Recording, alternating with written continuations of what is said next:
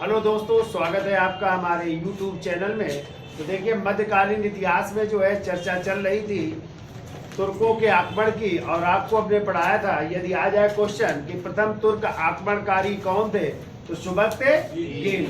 लेकिन आपको पता है तुर्कों में यदि पूछा जाए प्रथम शासक कौन थे तो अलप्तगीन थे। ठीक है, और ये जो तुर्क कहाँ से आए थे? ईरान से आए थे और तुर्किस्तान में बस गए थे और तुर्कों से इतना घुल मिल गए कि इनके पूर्वज ही क्या कहलाए? तुर्क कहलाए। तो इस वंश का पहला शासक कौन था? अलप्तगीन।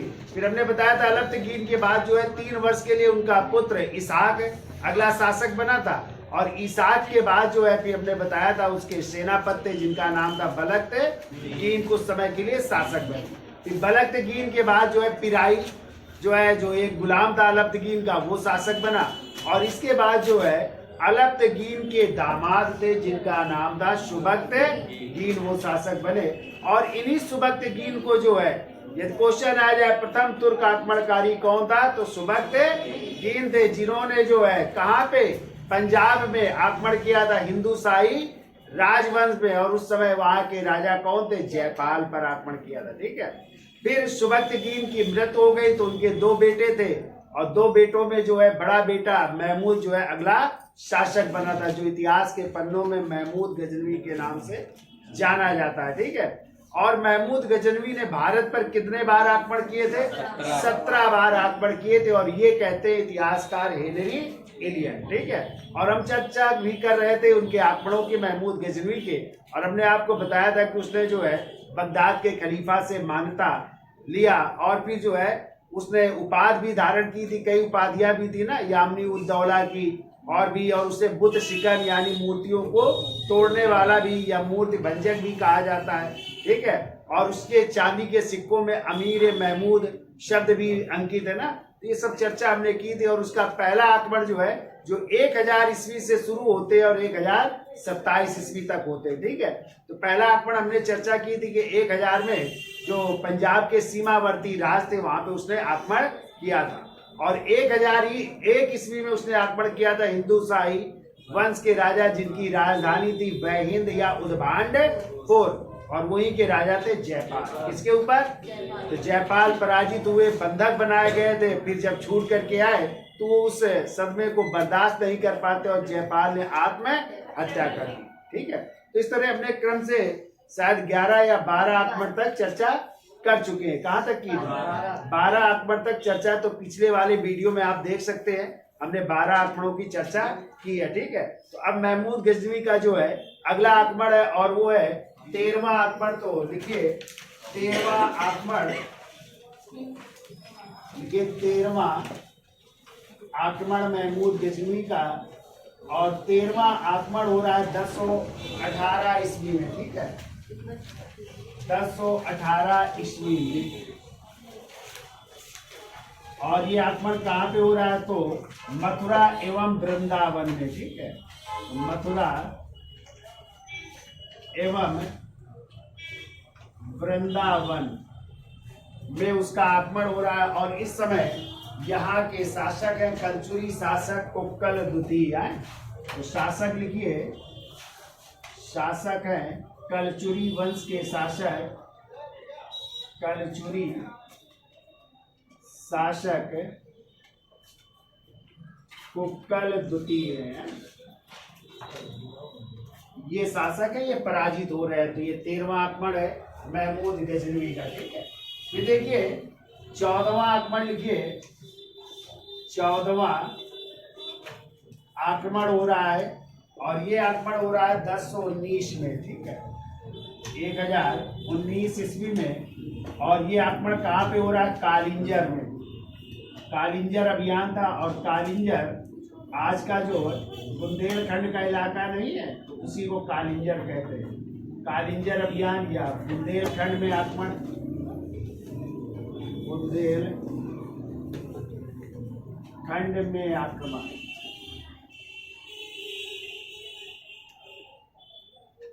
कालिंजर अभियान था यहाँ पे जो है, और यहाँ के जो शासक थे उनका नाम था चंदेल शासक थे विद्याधर। कौन थे?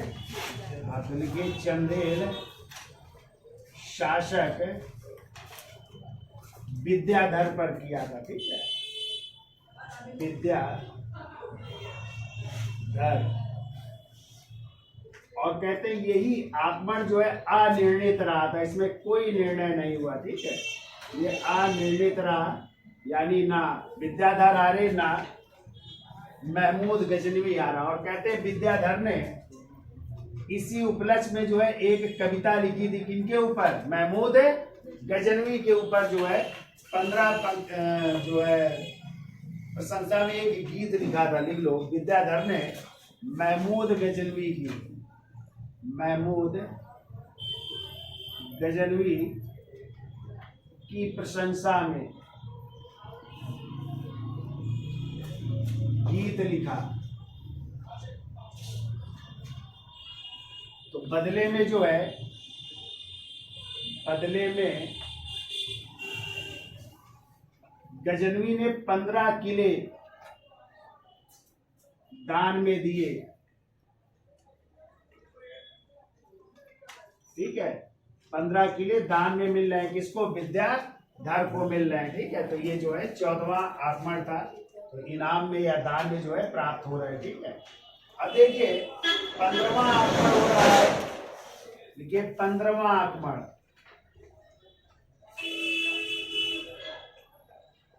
और 15वें आक्रमण की डेट है 1021 से 22 ईस्वी, 1021 22 ईस्वी में, और इसने जीता पंजाब। तो देखो पंजाब की विजय की, पंजाब की विजय की, पंजाब को जीत रहा है। अब इसका जो महत्वपूर्ण आक्रमण है वो है 16वां आक्रमण, ये बहुत महत्वपूर्ण आक्रमण है, इसको याद रखिएगा आप लोग। और 16वां आक्रमण हो रहा है, इसकी डेट है 1025 26 ईस्वी, ठीक है। और यही आक्रमण था सोमनाथ पर, कहाँ पे, सोमनाथ पर आक्रमण, ठीक है, सोमनाथ मंदिर पर आक्रमण है, सोमनाथ मंदिर पर आक्रमण, ठीक है। ध्यान रखिएगा सोमनाथ का एक और नाम है प्रभास, प्रभास या प्रभास पाटन भी कहते हैं, ठीक है, ये भी पूछा गया है तो याद रखिएगा, प्रभास या प्रभास पाटन भी नाम है सोमनाथ का, ठीक है, ये अन्य नाम लिख लीजिए, ठीक। अब देखिए सोमनाथ पड़ता है कहाँ पे, तो सोमनाथ पड़ता है गुजरात में, कहाँ पे, तो इस समय गुजरात के चालुक्य या कह सकते हैं सोलंकी वंश के राजा थे, सोलंकी वंश के शासक, और इन्हीं का नाम था भीमदेव प्रथम या भीम प्रथम। क्या नाम था, भीम प्रथम, और कहीं कहीं जो एक और नाम मिल जाता है मूलराज प्रथम, ठीक है। तो भीम प्रथम या मूलराज प्रथम जो है यहाँ के शासक थे, जो किस वंश के थे, चालुक्य या सोलंकी वंश के राजा थे। और इनको जो है ये पराजित हो जाते हैं, और पराजित होने के बाद जो है महमूद गजनवी सोमनाथ जो मंदिर था उस मंदिर के जो है खजाने को लूटते हैं, और यहाँ पे शिव की मूर्ति थी, किसकी मूर्ति, और कहते हैं जो शिव की मूर्ति वो बीच में टंगी हुई थी, कहीं से कोई सपोर्ट नहीं था। तो बड़ी मान्यता थी हिंदू धर्म में कि बहुत शक्तिशाली है, जो भी नुकसान पहुंचाएगा वो खुद नष्ट हो जाएगा। तो इन्होंने शिव की मूर्ति को तोड़ दिया, और तोड़ करके मूर्तियों के टुकड़ों को ले जा करके गजनी में जो है जो मस्जिद थी वहाँ की दीवारों में जो है या जो सीढ़ियाँ थी वहाँ पे उन मूर्तियों के टुकड़ों को लगवा दिया था, ठीक है। तो ये आक्रमण था, ये बहुत पूछा जाता है कि महमूद गजनी ने सोमनाथ पर आक्रमण कब किया, डेट याद हो जाएगी, 1025 से 26 ईस्वी। और ये कौन सा आक्रमण था, 16वां आक्रमण था, ठीक है। कौन राजा थे गुजरात के, भीम प्रथम, ना हो तो मूलराज प्रथम भी कह सकते हैं, ठीक है। किस वंश के राजा थे, चालुक्य या सोलंकी। और सोमनाथ मंदिर किसको था समर्पित, भगवान शिव को समर्पित था, ठीक है। उनकी मूर्ति तो तोड़ दिया गया। तो ये घटना कहलाती है सोमनाथ मंदिर पर आक्रमण। अब देखिए 17वां आक्रमण या अंतिम आक्रमण महमूद गजनी का कौन सा था, तो वो 17वां आक्रमण कर रहे हैं 1027 ईस्वी में, ठीक है। और ये भी आक्रमण हो रहा है पंजाब में ही, और पंजाब के जाट शासक थे तो पंजाब के जाट शासकों पर किया, ठीक है, जाट शासकों पर आक्रमण हो रहा है। तो ये 17वां आक्रमण था महमूद गजनवी का, ठीक है। और पंजाब के जाट राजाओं को पराजित करते हैं तो कहते हैं पंजाब सिंध और मुल्तान को अपने साम्राज्य में मिला लिया। पंजाब कामा सिंध एवं मुल्तान को अपने साम्राज्य में मिला लिया, अपने साम्राज्य में मिला लिया, ठीक है। तो ये जो है महमूद गजनवी के 17 आक्रमण थे जिनका उल्लेख इतिहासकार हेनरी इलियट ने किया, ठीक है। इसका स्क्रीनशॉट ले लीजिए और फिर आगे चलते हैं कि महमूद गजनवी ने कौन कौन से सिक्के चलाए, इनके बाद कौन शासक बना और महमूद गजनवी के दरबार में कौन दरबारी कवि रहते थे। तो जैसे हमने बताया था अलबर्नी रहते थे, और कौन रहते थे, उतबी रहते थे, बैहाकी रहते थे और फिरदौसी भी रहते थे जिन्होंने किताब लिखी शाहनामा। उनकी भी चर्चा कर लेते हैं। तो इसका स्क्रीनशॉट ले लो फिर आगे चलते हैं। तो देखिए महमूद गजनवी के जो है 17 आक्रमण थे। अब देखिए अगला पॉइंट लिखिए, देखो महमूद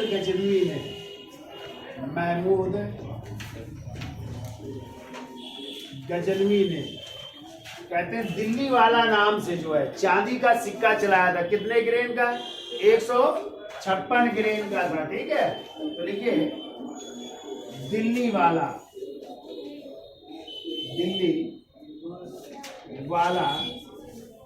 नाम से चांदी का सिक्का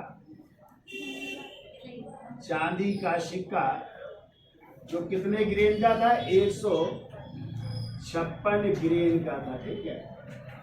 और कहते हैं जो ये सिक्का था, इस सिक्के पर किसकी आकृति अंकित थी? तो एक तो घुड़सवार की आकृति अंकित थी, घुड़सवार, और एक आकृति और अंकित थी, उसमें जो है नंदी की है, शिव का जो प्रतीक है नंदी की आकृति अंकित करवाई, ठीक है।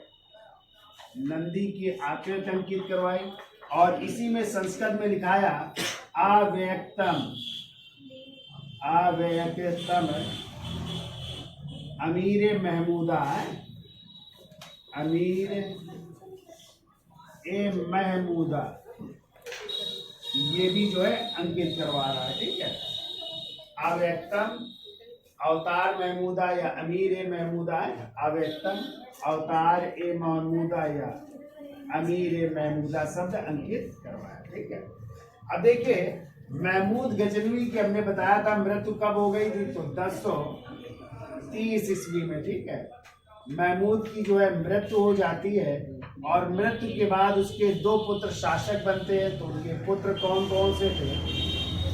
ये 2 पुत्र थे, एक था इस्माइल और दूसरा था मसूद। एक पुत्र था मसूद और दूसरा बेटा था इस्माइल। कहते हैं इनके बीच आपस में संघर्ष हुआ और संघर्ष में जो है कौन भी विजयी होता है? इस्माइल जो है हार जाता है और मसूद की विजय होती है, मसूद जीत जाता है। और मसूद ने जो है फिर 1041 ईस्वी तक शासन किया, ठीक है। 1041 ईस्वी तक शासन किया और इसी मसूद की सेना में कहते हैं सेनापति हुआ करते थे तिलक। कौन? तिलक। और ये सेनापति हुआ करते थे और एक और थे, यानी कई हिंदुओं को भी उसने अपने सेना में भर्ती किया था। एक थे सेवंद राय, ये हिंदू भी थे जो इसकी सेना में अच्छे पदों पर थे, ठीक है। तो लिख लेना मसूद की सेना में सेनापति तिलक तथा सेवंद राय भी उच्च पद पर थे।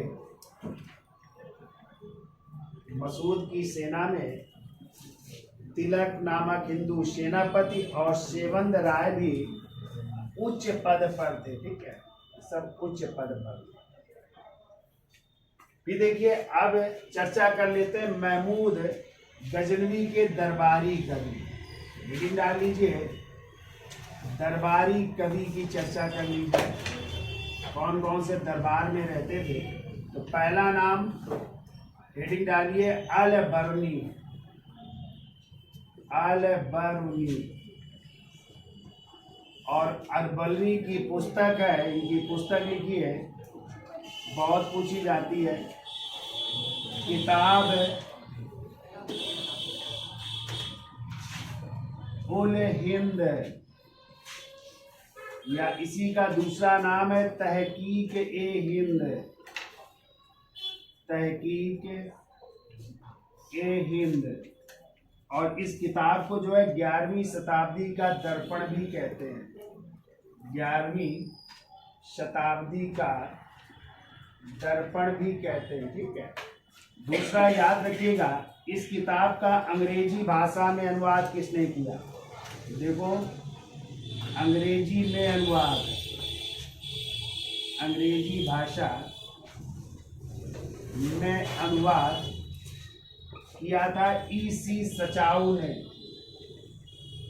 E.C. सचाऊ ने अंग्रेजी में अनुवाद किया था। और जब आ जाए इस भाषा का हिंदी भाषा में, या हिंदी में अनुवाद किसने किया, हिंदी भाषा में अनुवाद, इसका अनुवाद किया था रजनीकांत शर्मा ने, रजनीकांत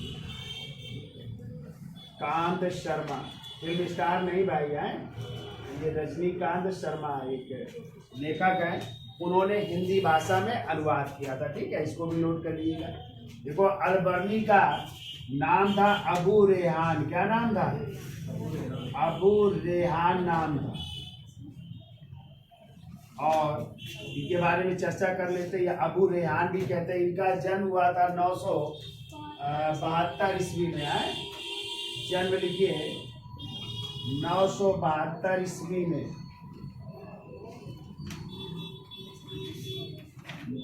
कहाँ पे हुआ था तो लिख लीजिएगा खीवा, खीवा पड़ता है ख्वारिज्म में, है ख्वारिज्म में इनका जन्म हुआ था, ठीक है, लिख लेना। और मृत्यु इनकी हुई थी 77 वर्ष की आयु में, गजनी में इनकी मृत्यु हुई थी। तो गजनी में इनकी मृत्यु हुई थी 77 वर्ष की आयु में, जोड़ लीजिएगा 972 में 77 तो डेट भी आ जाएगी मृत्यु की, ठीक है। अब ये देखो 1018 ईस्वी में, 1018 ईस्वी में महमूद गजनी के साथ भारत आए, महमूद गजनवी के साथ भारत।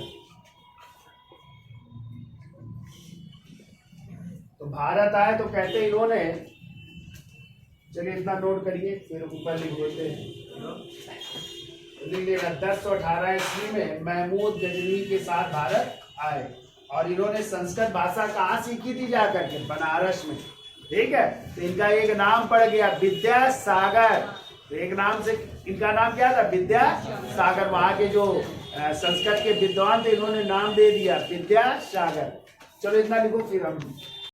तो देखिए अलबर्नी की अब लिखिए उपाधि क्या थी, तो इनकी उपाधि थी, लिखिए विद्यासागर। और ये उपाधि किसने दी, तो लिखो बनारस के ब्राह्मणों द्वारा, है बनारस के ब्राह्मणों द्वारा, क्योंकि इन्होंने बनारस में क्या सीखा था, संस्कृत सीखी थी, है संस्कृत भाषा सीखी।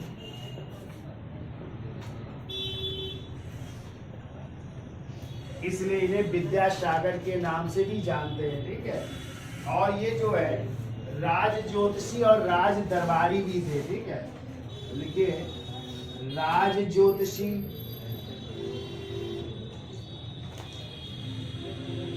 और किस पद पर रहे, राज दरबारी के पद पर भी रहे। राज ज्योतिषी और राज दरबारी रहते, ठीक है। इन्होंने भारतीय हिंदुओं के इतिहास, इसमें जो है देखो भारतीय हिंदुओं का इतिहास लिखा है।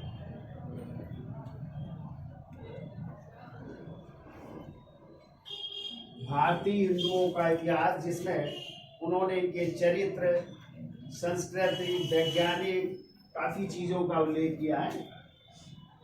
चरित्र के बारे में, यहाँ की सांस्कृतिक व्यवस्था के बारे में, ठीक है, यहाँ तक कि तालाबों के बारे में भी चर्चा की है। काफी चीजें, तालाबों का वर्णन भी किया है इस पुस्तक में, ठीक है, कई चीजों का उल्लेख किया है।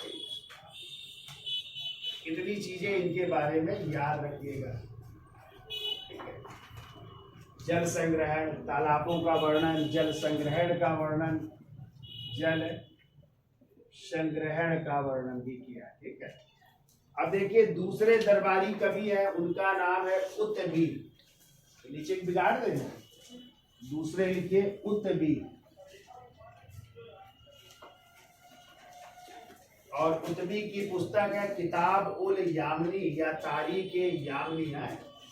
तो दूसरे लिखिए उत्तबी, और इनकी पुस्तक है किताब उल यामनी, या इसी कहते तारीख यामनी है। तारीख यामनी या किताब उल यामनी, ठीक है।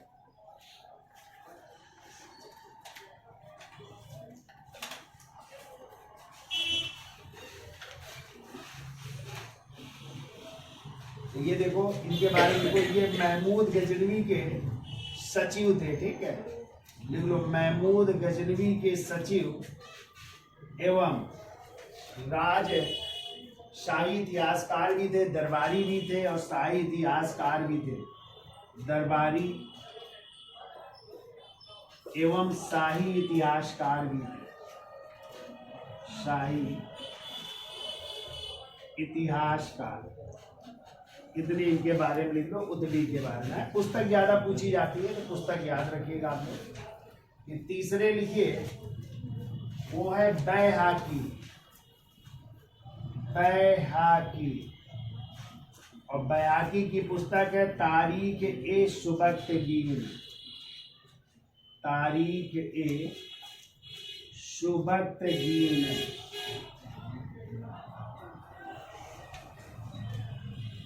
तारीख ए सुबक्तगीन। तो सुबक्तगीन किसका नाम था? महमूद गजनवी के पिताजी का नाम था, ठीक है। और ये जो है वैसे इनका नाम था अबुल फजल बैहाकी, भी पूरा नाम था, लिखना चाहें तो अबुल फजल बैहाकी। और ये जो है राजकवि थे, जो महमूद गजनवी के राजकवि, महमूद गजनवी के राजकवि थे। और एक इतिहासकार है लेन पुल, नाम सुना है? स्टैनले लेन पुल। तो लिखो इतिहासकार, इतिहासकार लेन पुल ने इन्हें पूर्वी पेप्स कहा है, ठीक है। बहुत पूछा गया है तो याद रखिएगा, पूर्वी पेप्स कहकर संबोधित किया है, ठीक है। पूर्वी पेप्स कहा है, ये भी याद रखिएगा। जैसे इन्होंने ही लेन पुल ने हुमायूं को कहा है जीवन भर हुमायूं लड़खड़ाते रहे और लड़खड़ाते हुए अपनी, तो वो भी इन्हीं का इतिहासकार लेन पुल का है कि हुमायूं जीवन भर लड़खड़ाता रहा और लड़खड़ाते हुए अपनी जान ली। वैसे इन्हें पूर्वी पेप्स कहा है, ठीक है। अब अगले इतिहासकार हैं, वो है फिरदौसी। तो कितना लिख लीजिए, तो बिगाड़ देते हैं। नोट कर लिया? चलिए, तो अगले इतिहासकार हेडिंग डालिए फिरदौसी। और फिरदौसी की पुस्तक है शाहनामा, ठीक है। और कहते हैं, हमने उस दिन कहानी बताई थी कि शाहनामा को लिखने के लिए महमूद गजनवी ने फिरदौसी को कहा था हम आपको 60,000 स्वर्ण मुद्राएं, और स्वर्ण मुद्राओं को कहा जाता था पिस्कल, क्या कहते थे, पिस्कल कहते थे, देने का वायदा किया था। और जब उन्होंने लिख दी तो चांदी की मुद्राएं उनको पकड़ाने लगे, तो उन्होंने मना कर दिया, फिर दरबार से चले गए थे। फिर उनको लगा, पश्चाताप हुआ, तो कहते फिर देने जाते हैं मुद्राएं, लेकिन तब तक उनकी मृत्यु हो गई थी। और इन्हीं फिरदौसी को कहा जाता है पूर्व का होमर, बहुत पूछा जाता है, कहाँ का होमर। और दूसरा कभी कभी आता है क्वेश्चन कि फिरदौसी ने अपनी पुस्तक में किस वंश का उल्लेख किया है शाहनामा में, तो ईरान के प्रसिद्ध अफरासियाब वंश का उल्लेख है, जिसका उल्लेख करेगा बलवन। बलवन ने अपने को किसका पूर्वज माना था, इसी अफरासियाब वंश का वंशज कहा था, तभी तो उसने अपने दरबार में ईरानी त्योहारों को शुरू किया था। सिजदा एवं पाबोस की प्रथा को शुरू करने वाले कौन है, बलवन, यानी जमीन पर घुटने के बल बैठ करके फिर लेट करके सुल्तान के पैर को चूमना, वो क्या कहलाता, सिजदा एवं पाबोस। पहले सिजदा करना, और पाबोस मतलब पैर को चूमना या पैर के अंगूठे को चूमना। और दूसरी ईरान का प्रमुख त्योहार कौन सा, नौरोज, उसको भी शुरू करने वाले कौन थे, गियासुद्दीन बलवन थे। ठीक है, तो चलिए लिखिए अगले, फिरदौसी। फिरदौसी और फिरदौसी की पुस्तक है शाहनामा। ठीक है, शाहनामा पुस्तक का नाम है, जिसमें 1000 छंद हैं, 1000 छंद हैं। और इसी शाहनामा को फारस का होमर भी या फारसी का होमर कहते हैं। ठीक है, फारसी का होमर भी कहा जाता है। तो हमने आपको बताया था कितने हजार स्वर्ण मुद्राएं, 60,000 पिस्कल स्वर्ण मुद्राएं देने का वादा है, ये स्वर्ण मुद्राएं हैं। ठीक है, पिस्कल, ये कहा था कि आप लिखिए हम आपको इतनी मुद्राएं देंगे। ठीक है, इसीलिए फिरदौसी को लिखिए पूर्व का होमर कहते हैं, पूर्व का होमर कहा जाता है। ठीक है, और दूसरा लिखिए, शाहनामा को अफगानिस्तान का महाभारत कहते हैं। वो शाहनामा को अफगानिस्तान का महाभारत कहते हैं, ये भी याद रखिएगा, शाहनामा को अफगानिस्तान का महाभारत कहते हैं। ठीक है, और एक और याद रखिएगा, इस किताब में किस वंश का उल्लेख है, देखो इस पुस्तक में अफरासियाब वंश का उल्लेख है, अफरासियाब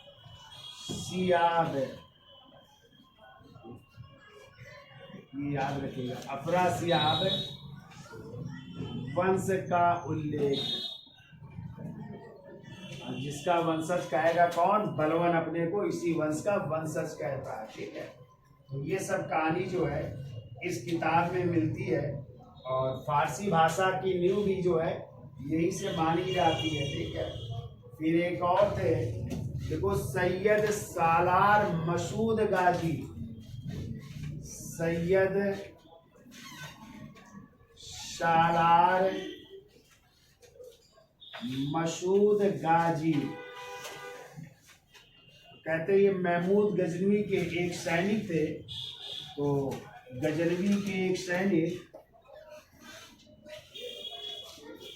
तो कहीं कहीं मिलता है भांजे भी थे इनके, तो इनकी एक युद्ध के दौरान मृत्यु हो गई, तो इनकी समाधि बहुत पूछी जाती है। ठीक है, इनकी समाधि काफी आती है क्वेश्चन में, चूंकि उत्तर प्रदेश में है इसलिए इम्पोर्टेंट भी है। और समाधि है बहराइच में, कहाँ पे, बहराइच में है। ठीक है, इनकी समाधि है, पूछा जाता है सैयद सालार मसूद गाजी की समाधि कहाँ पे है? तो बहराइच में, ठीक है। और इनकी समाधि की यात्रा करने वाले यदि पूछे जाए प्रथम सुल्तान, यात्रा करने वाले प्रथम दिल्ली का सुल्तान कौन था? यात्रा करने वाला सुल्तान वो थे मोहम्मद बिन तुगलक। तो पहला नाम लिखिए मोहम्मद बिन तुगलक। सबसे पहले इन्होंने यात्रा की थी यहाँ, तुगलक। और दूसरा पूछा जाए कौन सा सुल्तान है, तो फिरोज शाह तुगलक ने भी यहाँ पे यात्रा की थी। फिरोज शाह तुगलक ने भी यहाँ पे जियारत करने गए थे या चादर चढ़ाने गए थे, ठीक है। ये याद रखिएगा, ये दिल्ली सल्तनत में पूछा गया है कि कौन से दो सुल्तान है जो यहाँ की यात्रा की थी। तो पहली बार मोहम्मद बिन तुगलक ने और दोबारा उनके चचेरे भाई फिरोज शाह तुगलक ने यहाँ की यात्रा की थी, ठीक है।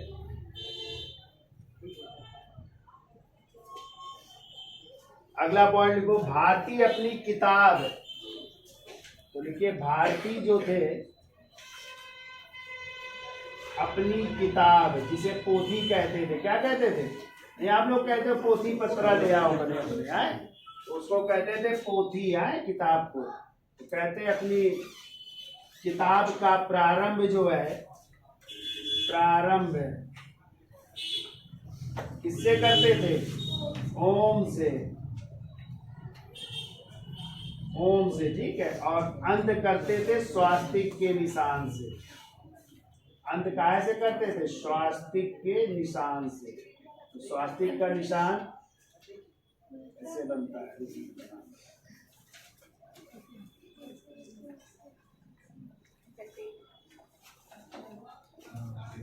ठीक है, ऐसे करते थे, ठीक है। अंतिम में स्वास्तिक का निशान बनाते थे, ठीक है। लिख लेना, भारती अपनी किताब या पोथी का आरंभ ओम से और अंत स्वास्तिक के निशान से करते थे। तो ये कहानी है आपकी महमूद गजनवी के 17 आक्रमण हो गए और उनके ये दरबारी कवि थे जो उनके दरबार में रहते थे, ठीक है। अब इसके बाद अगली हम चर्चा करेंगे दिल्ली की, क्योंकि अब यहीं से शुरू होगी दिल्ली सल्तनत। थोड़े समय बाद चूंकि मोहम्मद गोरी का जैसे ही आक्रमण होगा, इसके बाद क्या शुरू हो जाएगी? दिल्ली सल्तनत जो 1206 में शुरू होगी और 1526 तक चलेगी, ठीक है। तो दिल्ली के बारे में जान लो, दिल्ली किसने किसने बसाया है। तो पहले किसने बसाया? कुतुबुद्दीन ऐबक ने। फिर व्यवस्थित रूप से अपनी राजधानी इल्तुतमिश ने, फिर अलाउद्दीन खिलजी ने सीरी का किला, फिर गियासुद्दीन तुगलक ने तुगलकाबाद शहर, मोहम्मद बिन तुगलक ने किसकी? मोहम्मद बिन तुगलक ने किस नाम से बसाया था? उसका भी नाम था कुछ। और फिर इसके बाद जो है आप लोग पढ़ोगे फिरोज शाह तुगलक ने किस नाम से? फिरोज शाह कोटला के नाम से, ठीक है। और फिर आगे पढ़ोगे शेरशाह सूरी ने शेरशाही नगर की स्थापना की थी। और फिर पढ़ोगे शाहजहां, तो शाहजहां ने शाहजहानाबाद के नाम से दिल्ली बसाई थी। फिर आगे चल करके आप लोग पढ़ोगे 1911 में फिर राजधानी क्या होगी? परिवर्तित होगी। किसके समय? लॉर्ड हार्डिंग के समय ना। हाँ, लेकिन दिल्ली तब सबके लिए नहीं, बंद कर दी जाएगी आम जनता के लिए। ये आम जनता के लिए दिल्ली खुलेगी 1930 में, लॉर्ड इरविन के समय। फिर दिल्ली जो है बसेगी, आधुनिक जो दिल्ली है वो लॉर्ड इरविन ने फिर शुरू की थी। जब दिल्ली में वो बनेंगे संसद भवन, राष्ट्रपति भवन, सब उसी समय बनते हैं, ठीक है। इस तरह दिल्ली का इतिहास है, पूछ ली जाती दिल्ली किसने किसने बसाया, ठीक है। वैसे तो प्राचीन काल में ये किसकी? तोमरों की राजधानी थी। अनंगपाल तोमर ने दिल्ली का नाम से, ठीक है, दिल्ली का नाम से, इसी को दिल्ली नगर, क्योंकि अपनी रानियों के निवास के लिए तोमर शासकों ने दिल्ली नगर की स्थापना की, इसका नाम दिल्ली का था। और अलाउद्दीन खिलजी के समय भी क्वेश्चन आया था, दिल्ली को किस नाम से जानते थे? योगनीपुर के नाम से। तो दिल्ली का नाम क्या था? योगनीपुर भी मिलता है। तो कई नाम है, तो इनकी भी हम चर्चा कर लेंगे। तो वहाँ पॉइंट टू पॉइंट लिखना है आपको, ज़्यादा नहीं लिखना है, ठीक है। तो ये वीडियो अच्छा लगा हो तो लाइक शेयर और देखते भी रहिए, सब्सक्राइब भी करिए। धन्यवाद।